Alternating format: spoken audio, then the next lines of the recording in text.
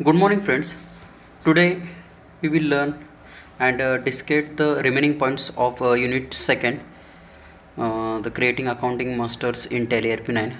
The next point is voucher entry. Both the accounting and inventory vouchers can be configured from this menu for additional information.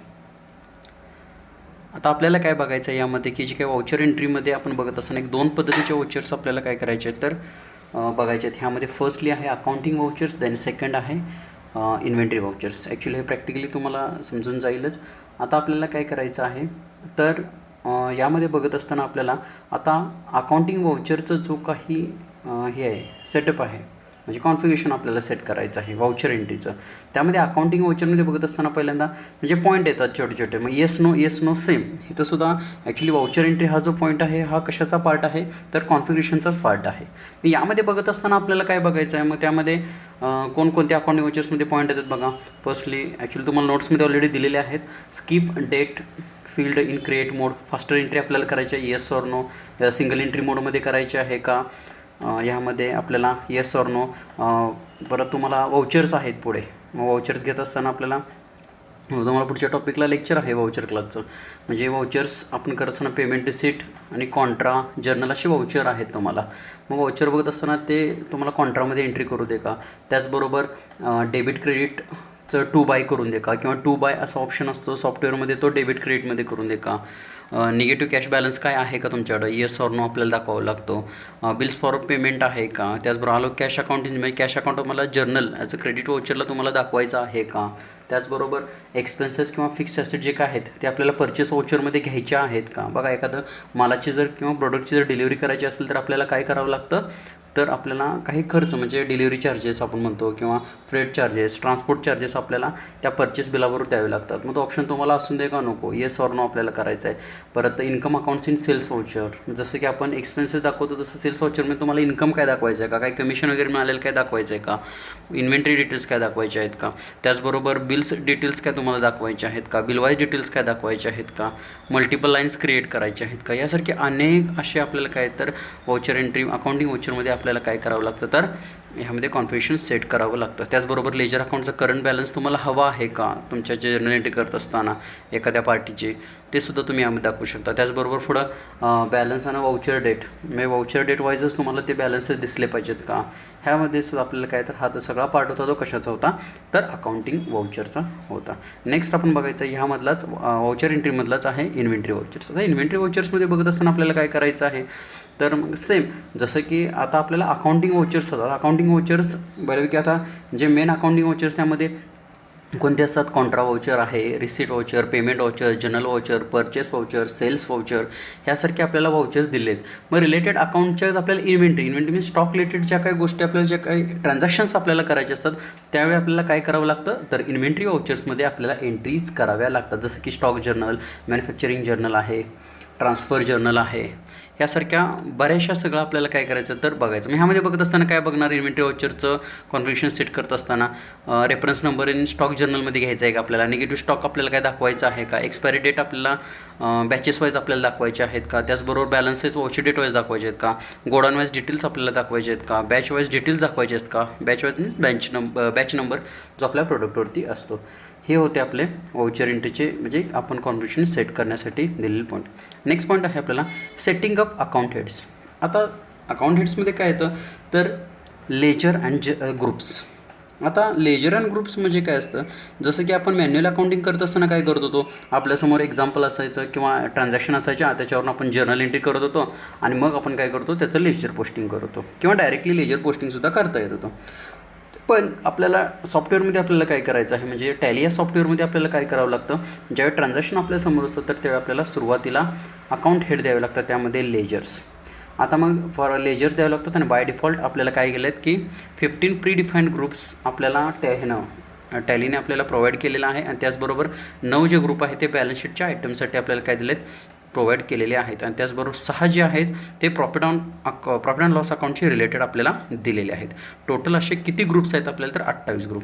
आता तुम्ही म्हणणार की sir यामध्ये आपण बघत असताना आपल्याला लेजर अकाउंट आणि ग्रुप्स हा काय पार्ट आहे.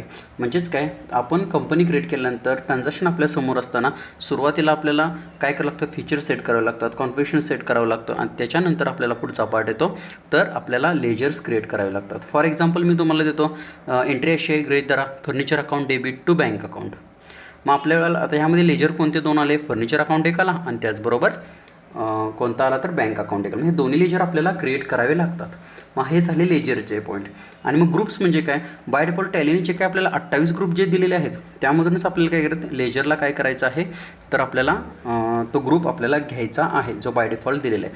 जसं की मग आपण फर्निचर अकाउंट घेत असताना मग फर्निचर काय आहे आपल्या कंपनीची बिझनेसची तर काय फिक्स ॲसेट आहे. मग आपण ग्रुप घेत असताना काय सिलेक्ट करणार तर फिक्स्ड ॲसेट असा घेणार. म्हणजे फिक्स ॲसेट हा ग्रुप जो आहे बाय डिफॉल्ट आपल्याला टॅलीने प्रोव्हाइड केलेला आहे. ठीक आहे. पुढे आपल्याला आहे creating inventory masters in tally ERP9. आता इन्व्हेंटरी मास्टर्स आता सगळ्यात महत्त्वाचा पार्ट आहे टॅलीमध्ये. जसं आता आपण मगाशी बघितलं अकाउंटिंग रिलेटेड होतं, पण आता इन्व्हेंटरीमध्ये बघत असताना आपल्याला स्टॉकची रिलेटेड सर्व गोष्टी आपल्याला बघायच्या आहेत. म्हणजेच काय, स्टॉकच्या मुवमेंट कशा होत असतात, त्याचबरोबर आपल्याला निगेटिव्ह स्टॉक बॅलन्स कसा दिसत असतो, परचेस केल्यानंतर किती राहतो, सेल्स केल्यानंतर काय किती होतो, ह्या बऱ्याचशा गोष्टी आपल्याला बघायच्या. म्हणजे ह्यामध्ये सांगतानासुद्धा आपल्याला या पद्धतीनं असं सांगता सुद्धा येईल की inventory accounting includes recording of stock details like the purchase of stock, the sale of stock movement between storage locations or godowns. म्हणजेच एका गोडाऊनमधून दुसऱ्या गोडाऊनमध्ये मुवमेंट कशी करायची स्टॉकची. त्याचबरोबर providing information on stock availability, स्टॉकच्या अवेलेबिलिटीनुसार आपल्याला काय करावं लागतं तर घ्यावं लागतं. त्याचबरोबर ERP9 makes it possible to integrate the inventory and accounting systems so that the financial statements reflect the closing stock value from the inventory system. म्हणजेच काय, आपल्याला क्लोजिंग स्टॉकची व्हॅल्यू जी आहे ते आपल्याला कुठून मिळत असते तर इन्व्हेंटरी सिस्टीममधून मिळत असते. आता इन्व्हेंटरी मास्टर्समध्ये आपल्याला काय करावं लागतं तर महत्त्वाचे जे काही पॉईंट दिले ते आपल्याला क्रिएट करावे लागतात. त्यामध्ये stock group, stock category, godowns, units of measure, stock item हे आपल्याला काय करावं लागतं तर क्रिएट करून घ्यावं लागतं. मग स्टेप बाय स्टेप बघूया आपण. स्टॉक ग्रुप काय आहे. तुम्ही म्हणशीला सर बाबा ठीक आहे, आपण लेजरमध्ये वरती आपण ग्रुप बघितला तसा ग्रुप बाय डिफॉल्ट काय दिला असतो का, तसं काही नाही आहे.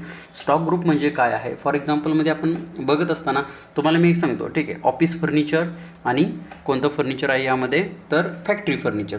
ह्यामध्ये कॉमन गोष्ट कोणती आली तर फर्निचर. मग आपण ज्यावेळी ग्रुप तयार करणार स्टॉक ग्रुप त्यावेळी फर्निचर म्हणून आपण करणार. किंवा आपल्याला असं म्हणता येईल Surya lamps, HP lamps, philips lamps.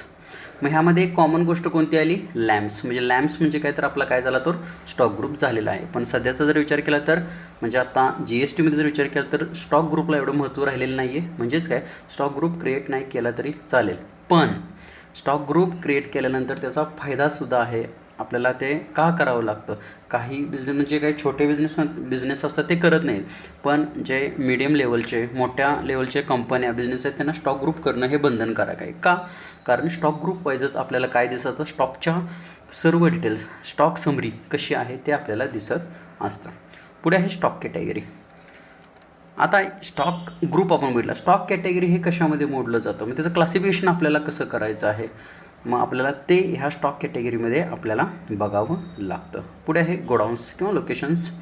आपल्याला ह्यामध्ये गोडाऊन क्रिएट करायचे असतात. एक लक्षात ठेवा, गोडाऊन जे असतात हे दोन पद्धतीचे असतात. फर्स्टली गोडाऊन असतं ते शॉपचं गोडाऊन असतं आणि दुसरं गोडाऊन असतं त्याला वेअर हाऊस म्हणतात.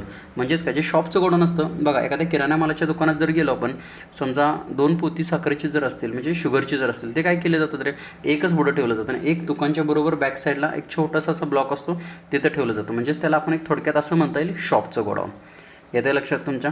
आणि त्याचबरोबर आपल्याला ह्यामध्ये असं सुद्धा करता येईल की वेअरहाऊसचं गोडाऊन. तर वेअरहाऊसचं गोडाऊन आपल्या शॉपपासून एक काही अंतरावरती, समजा 2 किलोमीटर, 3 किलोमीटर, 10 किलोमीटर अंतरावरती हे गोडाऊन मोठं असतं आणि हे गोडाऊनचं जे काही साईज आहे ती मोठ्या प्रमाणात असते. शॉपचं गोडाऊन हे छोटं असतं.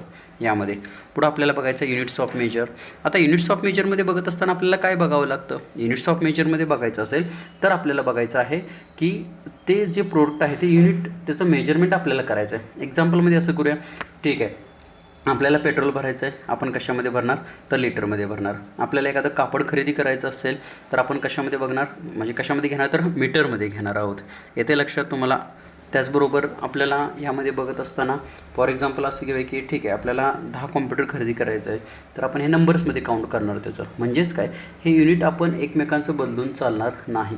त्याचबरोबर तुम्हाला आणखीन एक एक्झाम्पल देता येईल आपल्याला. समजा फॉर एक्झाम्पल आपण आपल्या शेतामध्ये पिकलेला जो काही ऊस असतो तो आपण कारखान्यामध्ये शुगर फॅक्टरीमध्ये आपण कशा घालतो तर टन, मेट्रिक टनमध्ये घालतो. म्हणजे प्रत्येकाचं मेजरमेंट केलेलं आहे. असं म्हणणार आहे का 10 किलो ऊस द्या, ते असं म्हणणार आहे का 10 मीटर पेट्रोल द्या, नाही, प्रत्येकाचं युनिट ठरवलेलं आहे. त्याच पद्धतीनं आपल्यालासुद्धा ह्यामध्ये टॅलीमध्ये by default units of measure दिलेले असतात, ते आपल्याला क्रिएट करून घ्यावे लागतात. येत्या लक्षात तुमच्या. आणि लास्ट जो पॉईंट आहे तो पॉईंट कोणता आहे, स्टॉक आयटम्स. म्हणजेच काय, जो प्रोडक्ट आपण परचेस किंवा सेल करणार आहोत त्या प्रोडक्टलाच आपण काय म्हणणार आहोत तर स्टॉक आयटम. म्हणजे ती वस्तू, म्हणजे कोणतीही वस्तू असून दे, कॉम्प्युटर असून दे, लॅपटॉप असून दे, फर्निचर असून दे, कोणताही आपल्या बिझनेसमधील जी काही स्टॉक आपण जो सेल आउट किंवा परचेस करत असतो त्यालाच आपल्याला काय म्हणायचं आहे तर स्टॉक आयटम असं म्हणायचं आहे. ठीक आहे. हे युनिट नंबर 2 होतं. ह्या सर्वांनी आता तुम्ही सर्वांनी काय करायचं, ज्या काय नोट्स तुम्हाला दिले त्या सर्व राईट डाऊन व्यवस्थित करून ठेवायच्या आहेत. Okay, bye, stay safe, stay home.